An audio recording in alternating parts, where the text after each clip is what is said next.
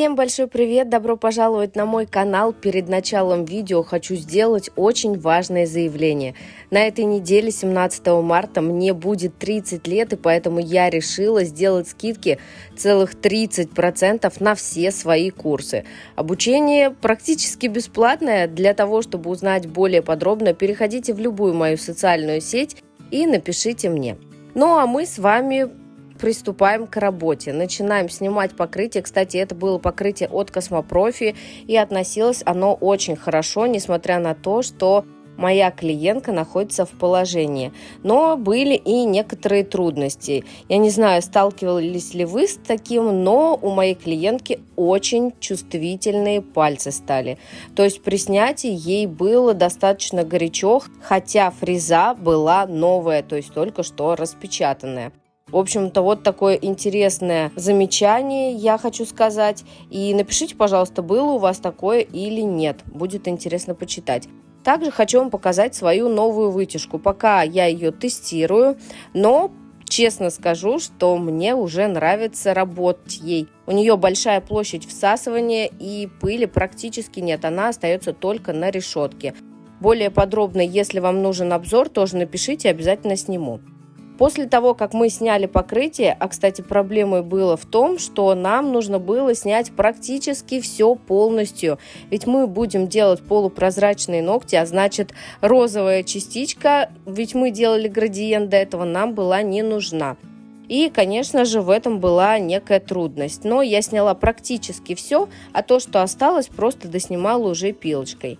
Когда мы опиливаем форму на таких пальчиках, с которыми я сейчас работаю, я обязательно держу в боковые валики. Они очень сильно выпирают, и если вы их не отодвинете, то можете просто перепилить точку вроста. Создаем кармашек. Здесь кутикула, кстати, из разряда, знаете, когда, вообще практически пилить ничего и не нужно.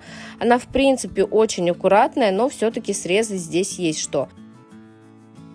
Поэтому я беру мягкую желтую фрезу и начинаю на форварде на 15 тысячах оборотах обрабатывать от центра кутикулы, дальше спускаюсь в синус и уже зачищаем боковой валик.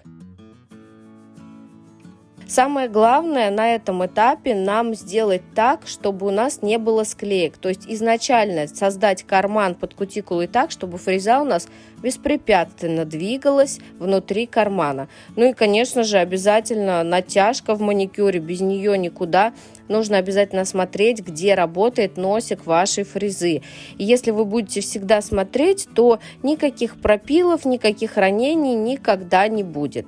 Если вы новичок, работайте короткими движениями. Если вы мастер с более уже уверенной рукой, то можете совершать уже более длинные такие манипуляции.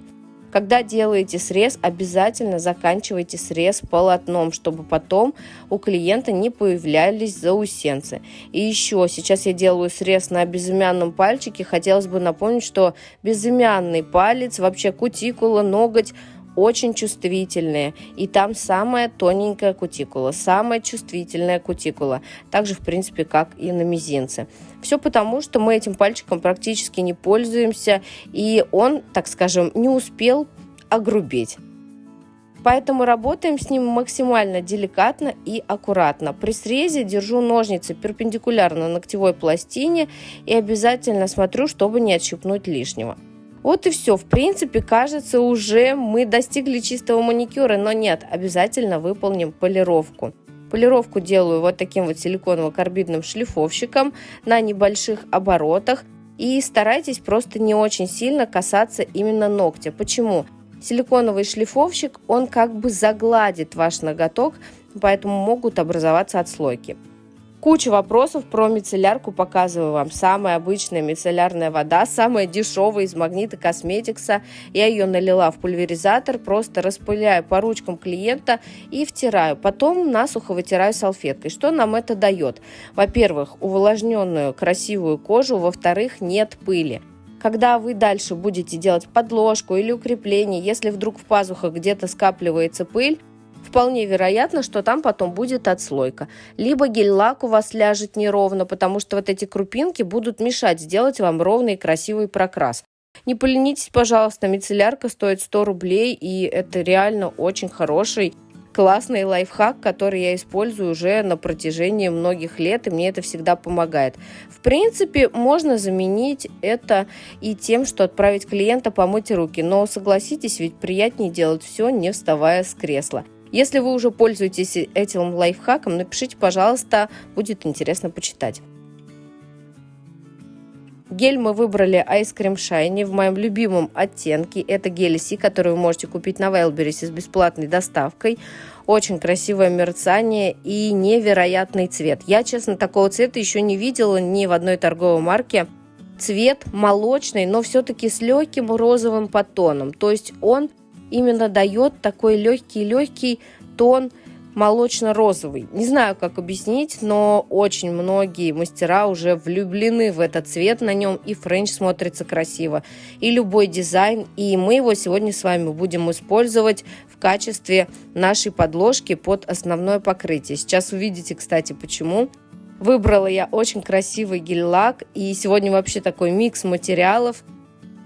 Но перед тем, как нам покрыть ногти гель-лаком, гель обязательно мы опиливаем. Что нам это дает? Гель густой, во-первых, нам это дает четкость формы, а во-вторых, я пилочкой залезаю под ноготок, чтобы у нас не было отслоек, ведь гель это твердый материал, и нужно, конечно же, учитывать специфику работы с ним, обязательно выстраивать ему архитектуру, ни в какой тонкий слой гель мы ни в коем случае не кладем. Если у вас отслойки у кутикулы, возможно, гель вы там положили очень толсто, а если отслойки с торца, то, возможно, наоборот, слишком тонко. В общем-то, у меня есть классный курс «Профи-мастер», в котором я рассказываю все про укрепление любыми твердыми материалами. Гель-лак от Юми, честно, буду петь ему сегодня серенады. Классный цвет. Дело в том, что я, как мастер, не сдружилась почему-то с втирками. Не нравится мне, не работать мне ими не нравится, ни как они носятся не нравится, просто не сложилось. А этот гель-лак из коллекции Pearl очень похож на втирку «Русалка» или «Аврора», что-то подобное. В общем, если знаете название, тоже напишите, пожалуйста, потому что я пока вспоминала, уже всю голову сломала. И посмотрите, как он красиво смотрится именно на молочном цвете, да, на светлом.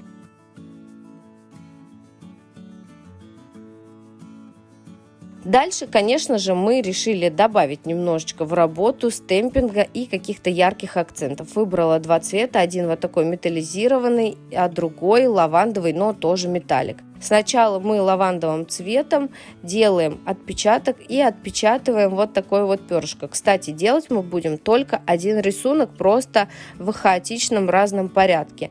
Обязательно, когда делаете стемпинг, прорезайте сразу же, чтобы у вас ничего не склеилось.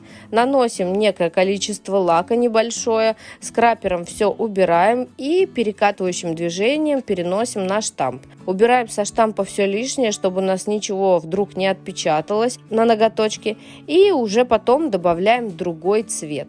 Самое главное, что я делаю стемпинг лаками, лаки сохнут быстро, мне не нужно ничего сушить или дожидаться какого-то там высыхания. Стемпинг я использую абсолютно разный, пластины у меня тоже разных производителей. Самое главное, обязательно хорошо очистить пластину перед нанесением последующего рисунка и дождаться, чтобы она высохла.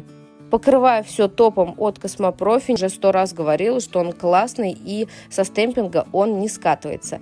Девочки, обязательно подписывайтесь на разные мои социальные сети. Я все их оставлю в описании под видео. Подписывайтесь туда, где вам удобнее, ВКонтакте, Телеграм-канал или Яндекс.Дзен. И будем там с вами общаться, если вдруг что-то случится с Ютубом. Хотя, надеюсь, конечно же, все будет хорошо. Ну а у нас получились вот такие вот красивые нежные ногти и по-настоящему весенне-летний уже даже дизайн. С вами была Татьяна Сидоренко. Всем пока!